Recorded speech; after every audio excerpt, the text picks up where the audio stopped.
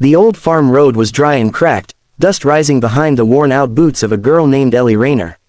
She wasn't born with a silver spoon, no, hers was rusted, bent, and barely usable. Ellie grew up in a remote part of Kansas, on a dying family farm where the wheat harvest hadn't smiled in years. Her father, a veteran, had lost a leg in the Gulf War and now spent most days in a wheelchair, watching the cornfields whisper to no one. Her mother passed when Ellie was 12, cancer took her in just 4 months. Ellie's dream wasn't luxury, it was engineering, machines, steel and motion. She fell in love with engines at the age of 8, fixing the old tractor when her father couldn't afford help. She spent her evenings in the barn, poring over mechanical manuals salvaged from garage sales, learning how pistons and gears came to life. Her hands were always greasy, her hair tied in a messy braid, and her heart was anchored to hope. She applied to 7 engineering colleges, wrote long essays about her life, her dreams, the machines she had built with scrap metal and second-hand tools. Her father wheeled beside her when she dropped the envelopes in the mail. "You're gonna change the world, kid," he'd said, eyes glinting with pride. But rejection came like a hailstorm. One after the other, emails saying, "We regret to inform you," with cold formality. No scholarship, no spot, not competitive enough. Ellie cried in the barn for the first time since her mom died.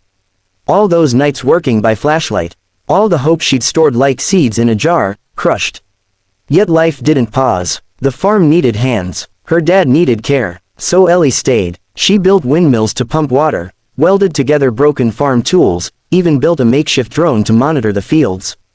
The town folks started noticing. "That Rayner girl's got steel in her blood," they'd say. "She fixed their cars, their plows, their lawnmowers." She didn't charge much, just enough to keep the lights on.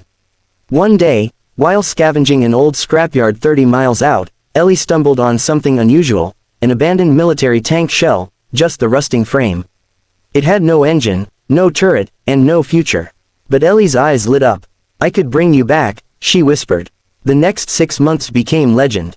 Ellie worked 12-hour shifts in the barn, welding, building, sketching blueprints on the back of cereal boxes. She studied thermodynamics from library books, taught herself about hydraulics using online forums. Her hands blistered, her arms ached. But something was being born. Piece by piece, bolt by bolt, the tank came alive. She named it Hopewalker. It wasn't just a machine, it was a message. She equipped it with an electric engine she designed from scratch, powered by solar panels. A suspension system made from repurposed Jeep parts.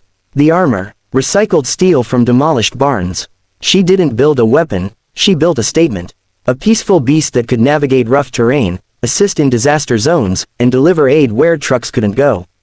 The day she tested Hopewalker in the cornfield, the entire town showed up. It moved, smooth, strong, silent. Like a guardian angel on treads. Someone recorded the footage, uploaded it, went viral. 2 days later, the military came knocking.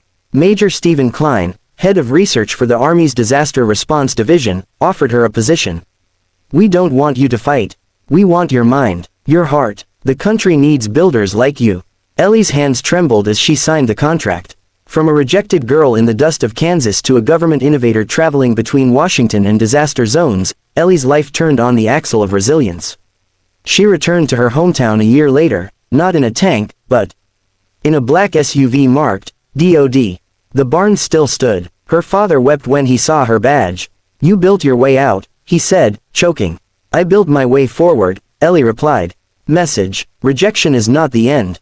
Sometimes, it is the invitation to build something greater. Ellie wasn't chosen by the system, she carved her place in it. Her story reminds us that grit, vision, and heart can turn a scrapyard dream into a national asset.